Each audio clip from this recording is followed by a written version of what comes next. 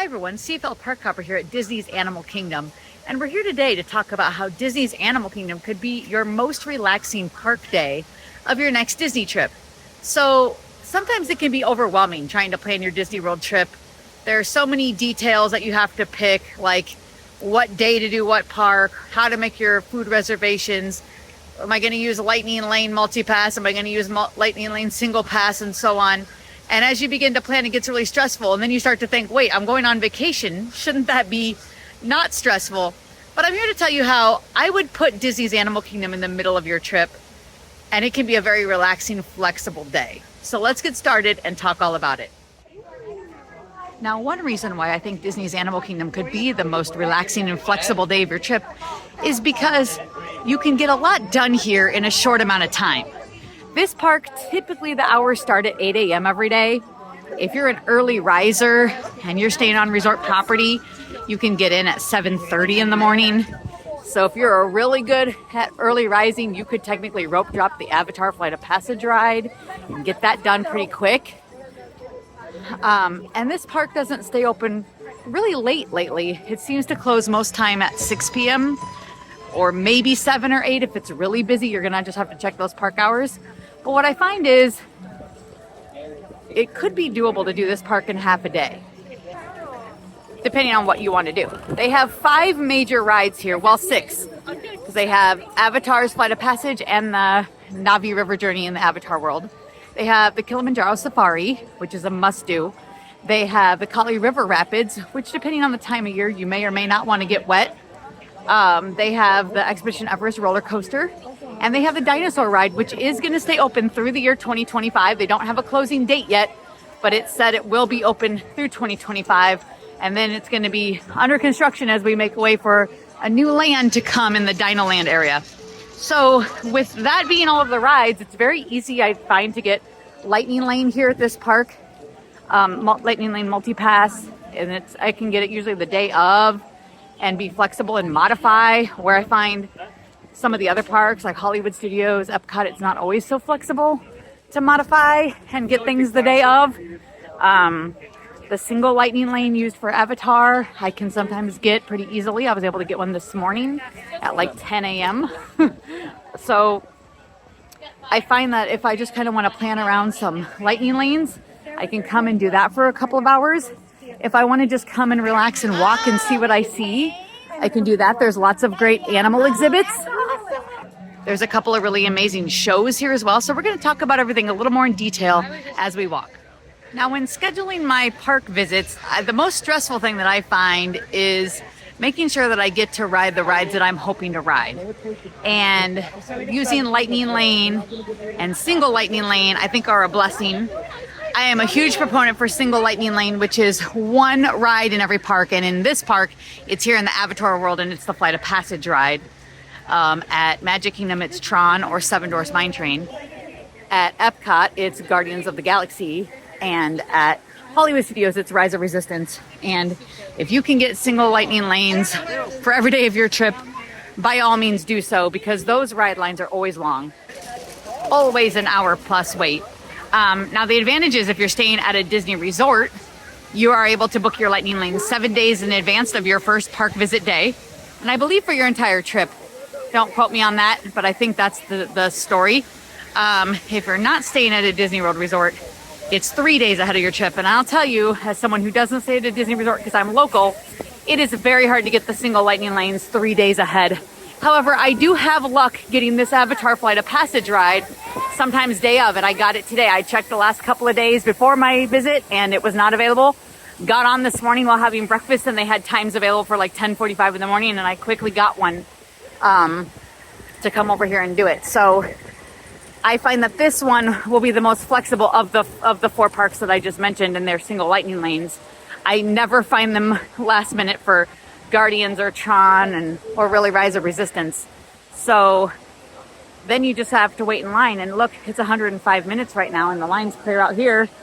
Wow, that's going to be a very long line. So I definitely think single Lightning Lane is worth it. Now, if you can afford and do both single Lightning Lane and multi-pass Lightning Lane, then I suggest doing that, and it'll just ease your day. But if you could only do one or the other, I would shoot for single Lightning Lanes. But if you can't, then I would do multi-pass lightning lane and then just plan to wait for the single lightning lane. So you can kind of plan around that. But Animal Kingdom, as I said, I think is the most flexible and easy to get lightning lane. And I already had a multi-lane pass booked for today, which was I was able to modify them and move them around my avatar pass once I got that. So it kind of adjusted my day and made it quicker. And if you're really just coming to do the big rides and leave, then if you had lightning lanes, you could be in and out of this park within 3 to 4 hours. If you want to see some of the additional stuff, it'll take longer. But again, it's going to depend on your preference and what you're really interested in on your Disney World trip. So we're going to keep walking and talking about other things to see in this park. And then you can kind of decide how best to make this park a relaxing visit for yourself. Okay, so once you've got your rides figured out, which again I say is half the battle at any of the theme parks, then you can decide what extras you would want to do. Like here, they have 2 awesome shows at Animal Kingdom. One is the Festival of the Lion King, which is kind of like Cirque du Soleil meets Broadway. And they have another one, Finding Nemo the Musical, which I think is totally Broadway level. And these shows are both indoors and air conditioning. So if you're here in the hotter times of the year and need a break in the afternoon, these shows are worth it. And if you're just into the shows in general, they're worth it. They also have a bird show here, which is very informative and fun. It isn't an outdoor theater.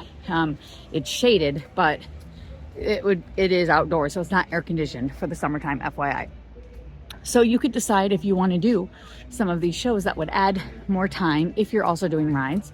Maybe you're not into doing rides too much and you would rather just do shows, then that can kind of help you plan your day as well.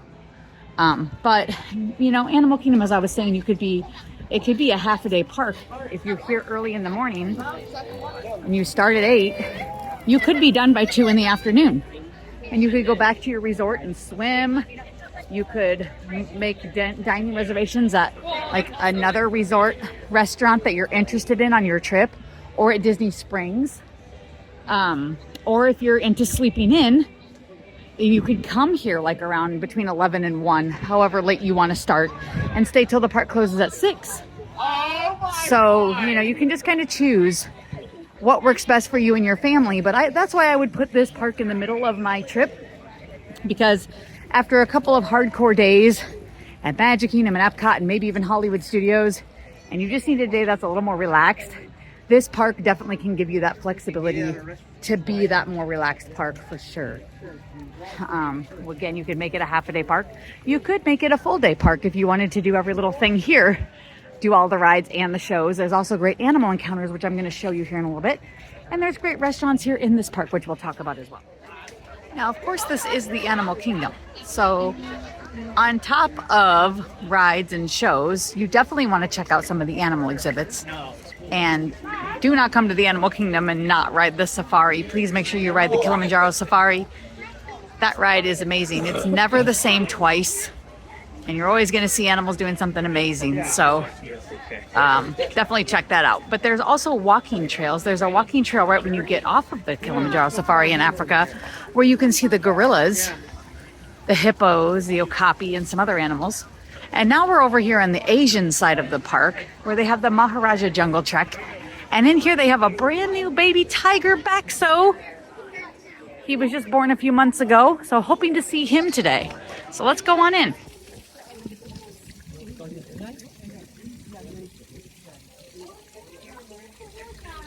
Oh, I think he's back here, guys, behind the brush, moving around. You can see the mom. And there's something moving. So I'm going to have to move him so I can see him somewhere else. There he is. You just keep going behind the brush. That's mom. Right there. And you jump behind the brush again.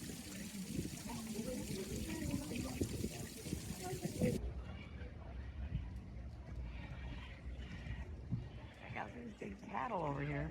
Pretty neat. Tried to get the baby, but he kept hiding in the brush, so couldn't really get a good shot from him, other than the little one you saw. Here's the male tiger.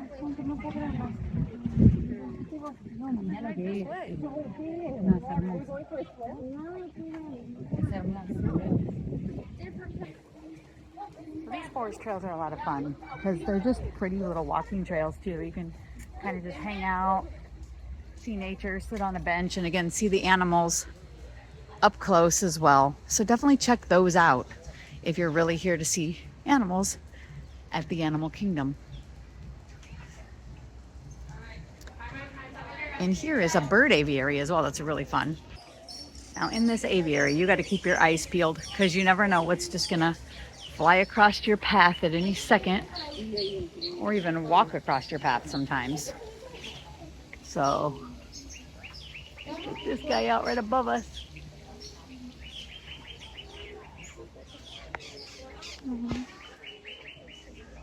Hello.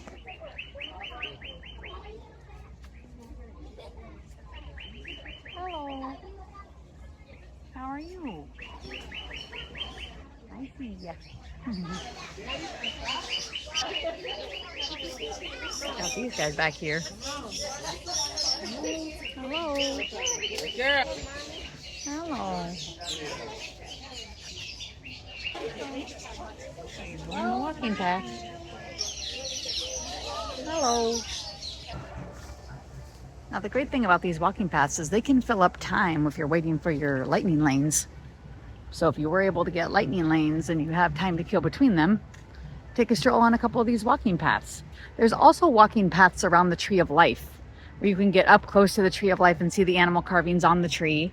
And there are animals in habitats around the tree as well that you will come across if you do that. So lots of great trails and walking experiences here at the Animal Kingdom that can fill part of your day or make it feel really relaxed, because you could just sit here in nature and relax in the shade and just enjoy the sounds and the beauty.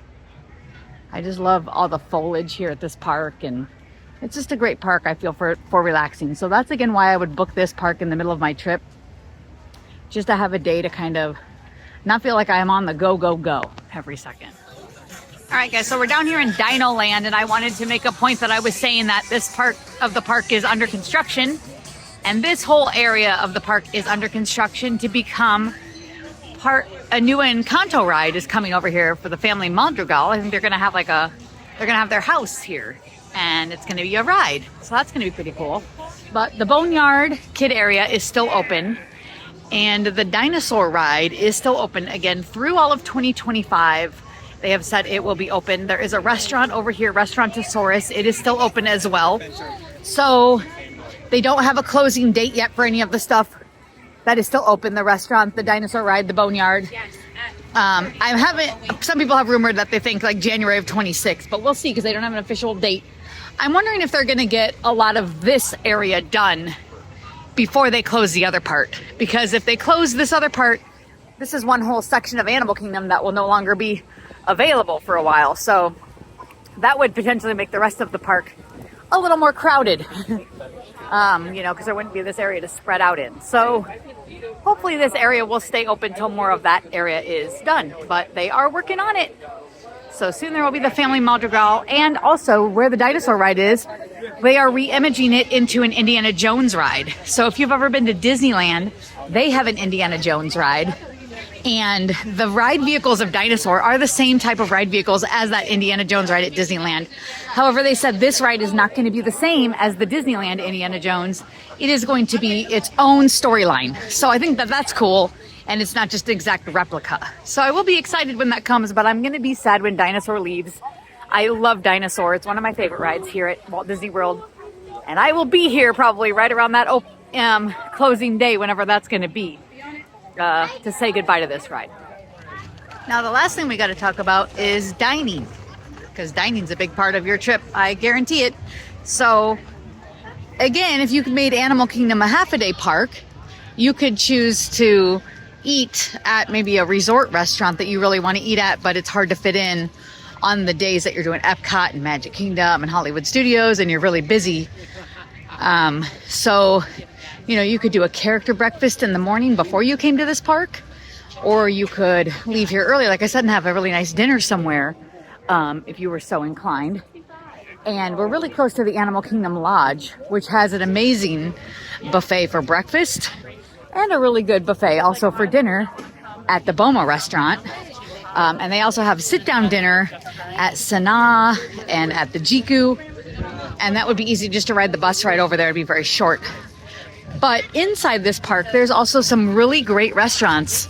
I think some of the greatest ones in all of Walt Disney World because they're unique restaurants. So right up here is Tiffin's, and Tiffin's is a signature dining restaurant, and it is really neat. We went there not too long ago, and they have a really great menu. So if you're a foodie and you like to try stuff, they have a lot of great things that you could try and experience at Tiffin's. They also have a burger that's really good.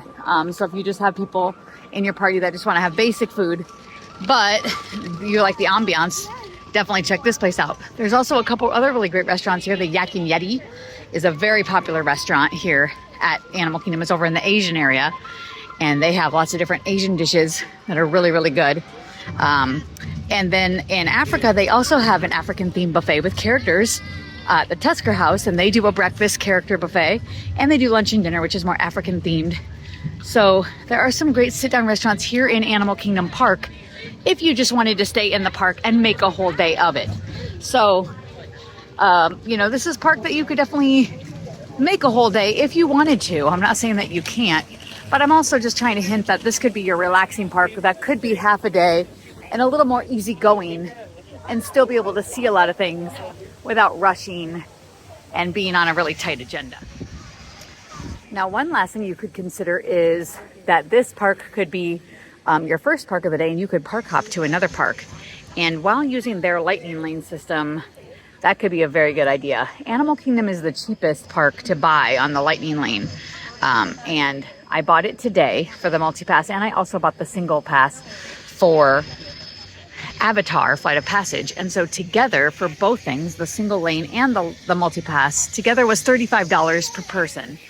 So you think, oh my God, $35 a person, that's a lot of money. Yes, it is. However, I did Avatar Flight of Passage, Navi River Journey, Kilimanjaro Safari, Expedition Everest, Dinosaur, and I used my lightning lane to see the Finding Nemo show and get in on the lightning lane with that. So I did 6 attractions here at Animal Kingdom. So at $35, I spent about $5.80 per attraction. So that really lowers it a lot. The Flight of Passage, the Avatar Flight of Passage, has not been lower than 95 minutes the entire time I've been here. So that was definitely well worth it because I pretty much was on the ride within 5 minutes of scanning my Magic Band at the front of the line. Every other ride that I've used it on today has had an hour wait. So instead of waiting an hour, again, I've scanned my band and been inside the ride in about 5 minutes. I started my day here at Animal Kingdom at 11 a.m. and I am done at 4 o'clock. So I was able to sleep in. I didn't have to rush off in the morning. And I'm able to get home in time that if I was staying at a resort hotel, I could probably take a rest and then go out for a nice dinner. So that's why I say this could be definitely your more relaxed park. However, I could also park hop and decide to go to Magic Kingdom after this, or Epcot, or Hollywood Studios. And what I would do if I was going to do that is once I started scanning my lightning lanes and I could get additional ones, I would start adding them at a different park. So if I decided I'm going to park hop to Magic for the evening, then once I had used enough lightning lanes here at Animal Kingdom of what I wanted to do, then I would start getting lightning lanes at Magic Kingdom for the evening after I scanned in here, if that makes sense. So, and it would be cheaper because the lightning lane for Animal Kingdom is like $17. The lightning lane for Magic Kingdom is like $29. So I could do some things at Magic Kingdom tonight and I would still be on that initial price of $17. So it's a way that you could save money and then really maximize your day by going to a different park if you really wanted to, you know, for your time, for your money's worth, all of that kind of stuff. So that's again why I say Animal Kingdom could be your flexible park for your trip. Well, everyone, I had a great time here at the Animal Kingdom today, and I hope you enjoyed coming along with me and getting some ideas of how to plan Animal Kingdom into your next Disney World vacation. Again, I would consider putting this in the middle of the week as kind of a relaxation and rest day. It's not a day that you have to go hardcore the whole day. But can kind of recuperate a little bit from your other busy days. But you can still get a lot done here at Animal Kingdom in just a few short hours, as I showed you I could today. If you liked today's video, hit like and subscribe down below to see more, and don't forget to hit the notification bell so you can be notified every time we upload a new video, which is usually once a week. And also subscribe on social media like Facebook and Instagram. CFL Park Hopper on both. Thanks for watching.